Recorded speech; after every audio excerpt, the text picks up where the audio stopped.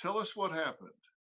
Well, first of all, I'd like to thank you, Dr. Phil, for shedding light on this subject because mental health is a very much a taboo subject within the Asian American community. So taking the time to really get to the meat of how much emotional toll it can take on a person of color who's dealing with Asian sentiment is really important, and I love that you're doing it. So thank you very much. You bet. Um, so I had just left my apartment building and I was walking my dog. I live in a very mixed community, so there's different people and different populations out on the streets. I saw a homeless man, and but the homeless man saw me, and the second he saw me, he started screaming, "Get away from me, you nasty bitch! You're diseased. Go back to China. Get away. You're nasty. You're nasty." And he started, throwing punches and trying to kick my dog. So when that happened, I turned around and went back to my apartment building, and he started chasing me. It's like that part of the movie. It's like the worst murder thriller where the bad guy is, coming up, behind the woman, and the woman shaking. And so this was me. I'm trying to get my building's locked. So I'm trying to get, the keys to my lock, for the door. My hands are shaking, and I'm, fumbling with the keys.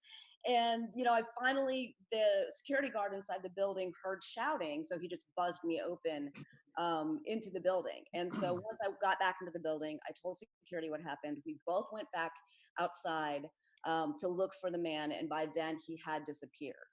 Well, I'm so sorry that happened for you. And can we agree on a couple of things? Number one, that guy's an idiot, okay, that was harassing you on the street. I mean, come on. That's not a deep thinker. That is lumping. I guess this has been called by our president the Chinese virus, which doesn't help, right? I mean, that doesn't, particularly for people that aren't very discerning. And then to attack someone on the street, obviously, this is not a stable individual. So, we always hear the term guilt by association. You roll with pigs, you're going to get muddy. But there's another term that people don't often think about, and that's guilt by accusation. Sometimes we feel guilty and humiliated just by being accused of doing something wrong. I mean, if somebody says you embezzled money from the bank or something and you didn't, you still feel embarrassed or humiliated just by being accused of it. And here you are having done nothing wrong whatsoever, and this unstable person accuses you of this outrageous association between your ethnicity and this disease, and you feel kind of embarrassed, ashamed, don't, and then you feel embarrassed about being embarrassed. Intellectually, I know it's not my fault and I didn't do anything wrong. And this was a homeless person screaming at me, who was likely mentally unstable.